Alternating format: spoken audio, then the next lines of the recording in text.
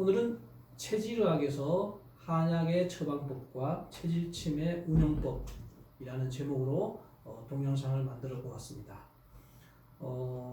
체질의학에서 초창기에 우리 팔체질의학은요, 체질침만 가지고 연구가 되고 창안되고 발전되어 왔습니다. 그래서 약 처방에 대한 지식이 많이 부족하고 약 처방은 전혀 연구가 안 되었다고 말해도 과언이 아닙니다.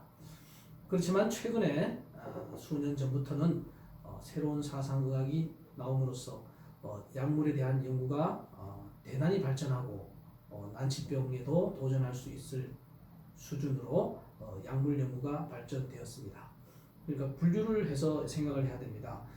팔체질의학은 침 위주로 발전되고 창안되었고 사상학은 약물 위주로 연구가 되고 창안되었는데 최근에 새로운 사상의학이라는 이런 책이 나옴으로써 유지월 원장의 책이 나옴으로써 약물에 대한 것이 거의 완성되다시피 되었습니다.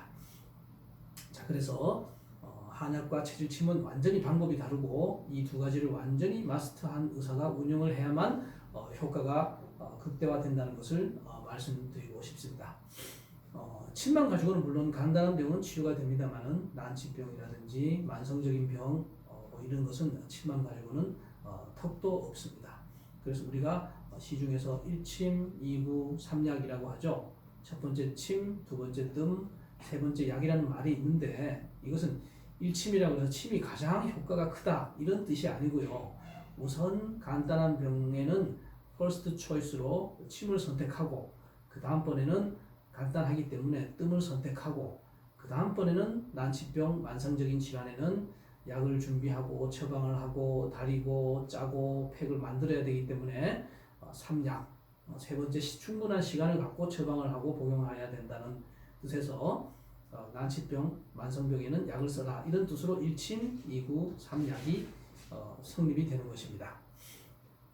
순서대로죠. 침은 가장 간단하죠. 의사가 갖고 있으면서 그냥 자침만 하면 침이 성립이 되는 거고요. 뜸은 불을 붙이고 한부에 갖다 대고 불을 끄고 하는 수고로움이 조금 더 들어가고 약은 처방을 내고 처방에 따라서 약을 조제하고 물을 붓고 다리고 추출하여서 포장하고 시간이 제법 걸리는 게 이제 약이죠.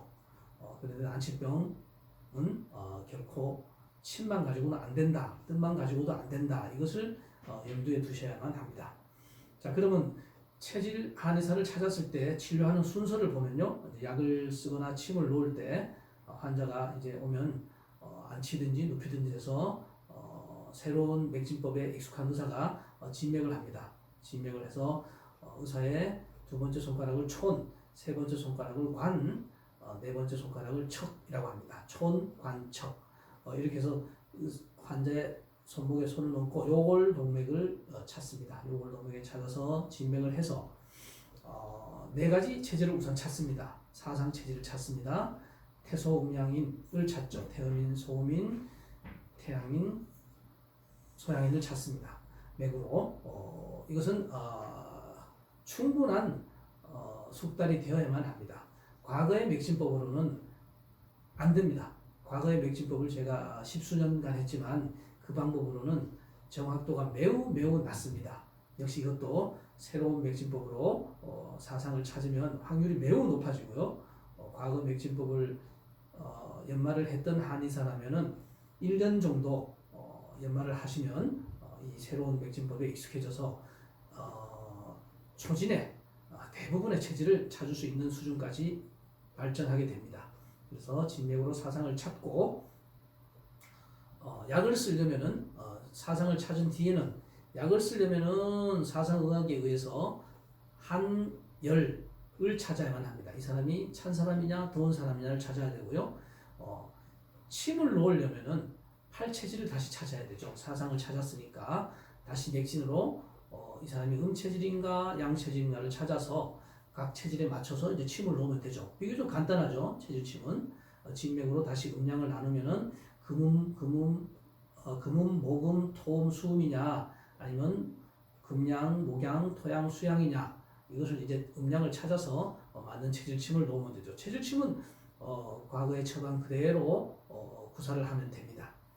체질침은 진맥만 넣어서 팔체질만 찾으면 간단히 놓으면 되고요. 또 간단한 질환은 벼락 치듯이 큰 효과를 내기도 합니다.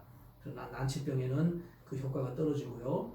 체질침은 맞으면 초반에는 벼락처럼 효과를 내지만 자꾸 맞아서 횟수가 10회를 넘어가거나 20회를 넘어가거나 하면 효과가 점점 떨어지고요. 나중에는 별 효과도 느끼지도 못하게 됩니다. 그래서 초반에 한 10여 회 정도만 체질침을 맞고 그 뒤부터는 체질침을 맞으나 마나 큰 효과가 나지 않으므로 중단하셔도 됩니다.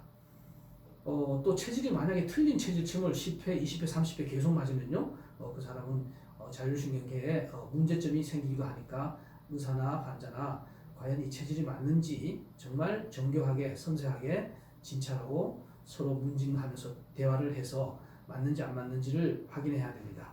물론 체질 맥진에 통달한 의사는 대부분 체질을 맞추니까 큰 문제점이 일어나지 않지만 맥진에 통달하지 않는 의사는 이 침에 대한 반응을 가지고 환자에게 물어보고 대화를 통해서 체질을 확인하기 때문에 매우 조심해야 되고 또 체질 확인하는 게 어렵기도 합니다. 그래서 이제 팔체질은 그렇게 해서 침을 구사하는 거고요. 그 다음에 사상으로 이제 약을 투여하는 방법은요. 아까 맥진으로 사상을 찾았기 때문에 거기서 이 사람이 찬 사람인가 더운 사람인가를 문진을 통해서, 이때는 문진입니다. 문진은 우리 한의학에는 망, 문, 문절이라고 해서 네 가지가 있습니다. 망이라는 것은 바라봐서 이 사람을 보고 얼굴도 바라보고 형체도 바라보고 안색도 바라보고 해서 진단을 하는 것이고요. 그 다음에 문, 이것은 의사가 또 묻는 거, 또 문이고 의사가 듣는 것도 문입니다. 그래서 환자의 목소리를 듣거나 청진을 하거나 해서 환자의 그 심장 소리도 듣고 환자의 목소리도 듣고 또 의사가 묻기도 하고 그것을 문이라고 합니다. 그 다음에 절진이라는 것은 의사가 환자를 복부를 만져보기도 하고 다시 맥을 보기도 하고 이렇게 해서 이 환자가 한자이냐 열자이냐를 나눠야만 합니다. 한자라는 건 몸이 찬 사람이고요. 쉽게 얘기하면 열자라는 것은 몸이 더운 사람을 얘기합니다. 그래서 이렇게 큰 강령이 두 가지로 나눠집니다. 한 타입이냐 열 타입이냐. 그래서 한자라면은 대체로 몸이 차기 때문에 따뜻하게 하는 쪽에 처방을 구사를 해야 되고요. 이 환자가 열자라면은 열을 식히는 쪽으로 처방을 구사를 해야 되죠.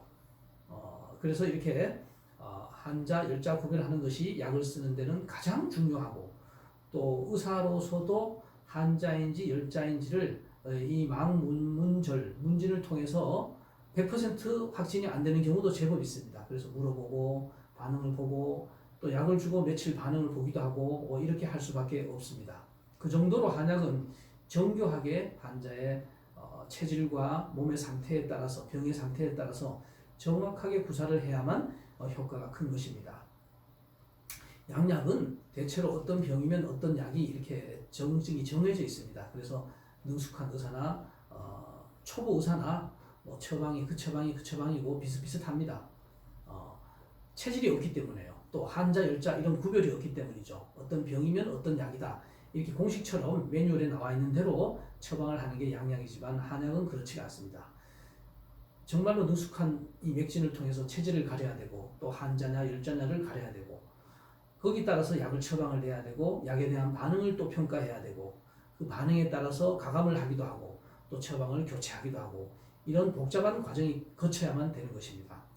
그래야지만 근본적인 그 환자의 문제점이 해결되고 완전한 치유가 일어나는 법이죠. 자, 이제 간단하게 한자, 열자를 구별하는 법을 간단히 한번 말씀드리겠습니다. 한자라는 건 그 사람의 환자의 본질이 찬 사람을 얘기하죠.